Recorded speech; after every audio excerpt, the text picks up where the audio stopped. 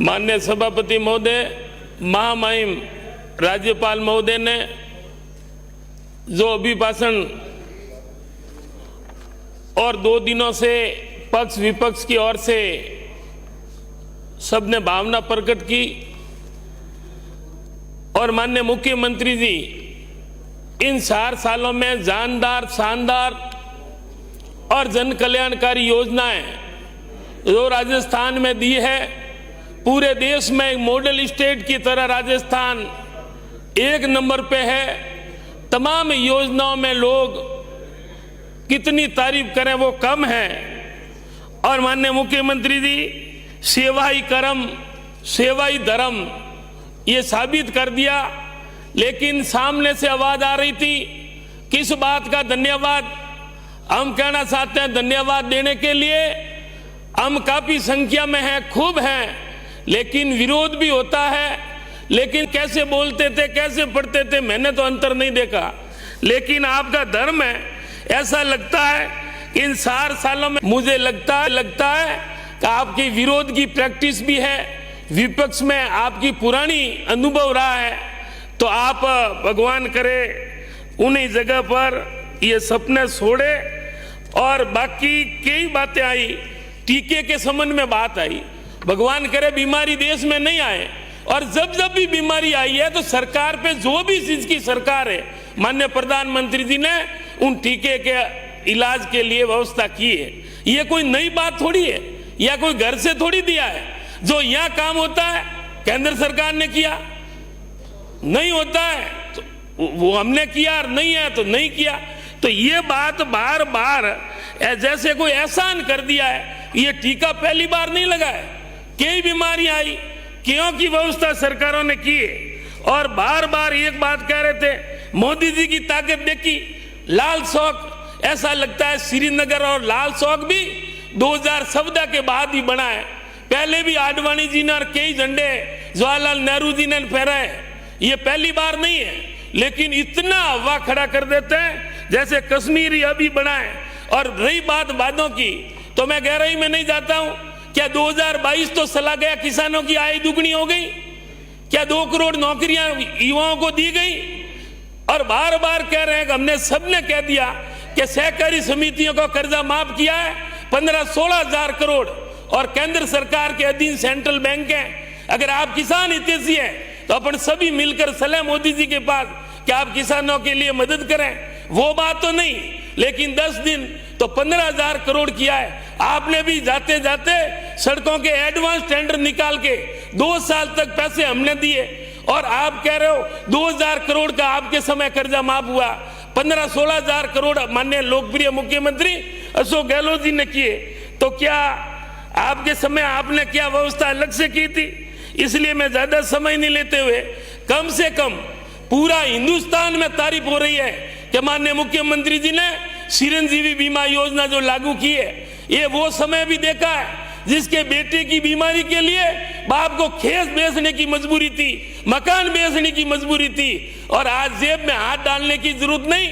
और अगर भगवान करे कोई दुर्घटना में मृत्यु नहीं हो, 5 लाख की गारंटी माननीय मुख्यमंत्री जी ने दी है। ये कोई मामूली बात है? कागजों में है। अरे थोड़ा तो मान लो, रहम करो और मंथन करो कि भगवान को साक्षी मानते। मैं शर्म की बात नहीं कहता हूं, लेकिन वो समझते हैं कि यार ऐसी शानदार योजनाओं की भी आप बुराई कर रहे हैं। क्या प्रैक्टिकल किसी ने आपने उन व्यवस्था का लाभ नहीं लिया है? तो शायद चिरंजीवी योजना हो, शायद मान सम्मान के साथ में इंदिरा रसोई, भरपेट भोजन, किन योजना की तारीफ करें वो कम है, क्योंकि समय कम है। शायद शहरी रोजगार गारंटी हो, चाहे 50 2 मिनट में समाप्त करें।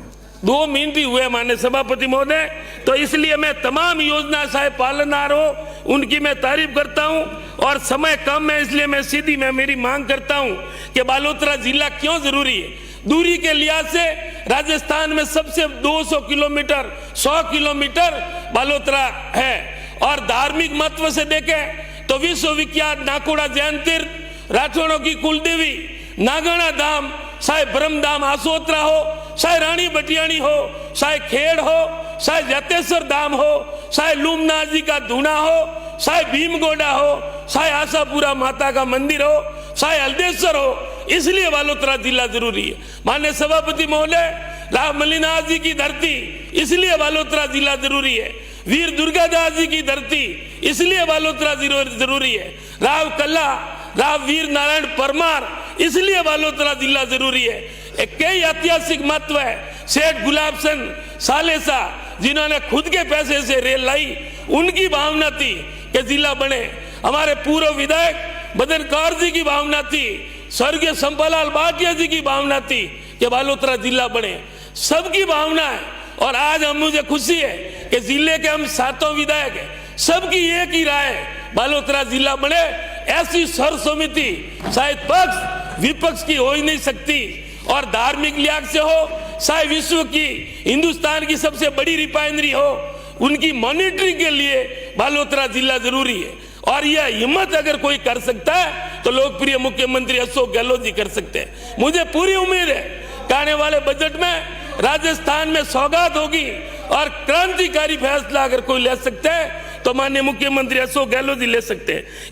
इसलिए बालोतरा जिला जरूरी है कि धार्मिक लिहाज से हो, चाहे बालोतरा का सूरत और अहमदाबाद की तर्ज पर कपड़ा उद्योग और उसको आत्मनिर्भर अगर बनाना है तो पावरलूम और सौर ऊर्जा में रात दे 80% की बाध्यता के अलावा फुल सौर ऊर्जा का पावर उद्योग के लिए दिया जाए तो पावरलूम में आत्मनिर्भर राजस्थान बन सकता है। माननीय सभापति महोदय, 1 मिनट का समय लेते हुए विटूजा में आरओ प्लांट की स्थापना के लिए बजट दिया जाए ताकि उद्योग, कपड़ा उद्योग को बढ़ावा मिल सके। युवाओं के खेलों के लिए पचपदरा, जसोल, कल्याणपुर, मडली, कन्नाना में स्टेडियम के लिए बजट दे। बालोतरा का गंदा नाला फ्लड चैनल, उनके विकास कर चौपाटी का निर्माण करवाया जाए, उनके लिए बजट दे। बालोतरा में विद्युत स्टोर नहीं है, 100 किलोमीटर जोधपुर और वापस बाड़मेर जाके माल ट्रांसफार्मर वगैरह आते हैं, इसलिए विद्युत स्टोर की स्थापना की जाए। कल्याणपुर में पानी और बिजली का ईएन ऑफिस खोला जाए और बालोतरा में 300 किलोमीटर नहर से पानी आता है, स्थानीय स्रोत नहीं है और 300 कैन में बार बार लैंड लीकेज होती है। मेरा तो आरोप है कि यह कोई षड्यंत्र है, जानबूझ के हर तीसरे दिन लाइन फोड़ी जा रही है। तो इसलिए बालोतरा में 15 दिनों का स्टोरेज बनाया जाता है तो बालोतरा, जसोल और पचपदरा को लाभ मिल सकता है। पचपदरा को वागुंडी से सीधी लाइन से जोड़ा जाए। बाबा साहब टाउन हॉल के रिपेयरिंग के लिए एकमात्र doctor Bhimrao Ambedkar town hall जो 30 साल पुराना है और जर्जर हालात में, तो बालोतरा में बाबा साहब टाउन हॉल के लिए बजट दिया जाए। और जेरला में बड़ा गार्डन हो, चाहे बस स्टैंड के ऊपर हो, कई और भी है आगे बजट में। और मैं धन्यवाद देता हूं चिकित्सा मंत्री जी का, एक साथ में पहली बार 50 करोड़ रुपए जिला हॉस्पिटल निर्माण के लिए जो बजट दिया है, इतना बड़ा बजट, शायद 232 करोड़ सीवरेज के लिए कई काम हुए हैं। माननीय सभापति महोदय, बहुत बहुत धन्यवाद। और मुझे उम्मीद है कि बालोतरा और राजस्थान में नए जिले बनेंगे और ये खुशखबरी आने वाले बजट में होगी। धन्यवाद।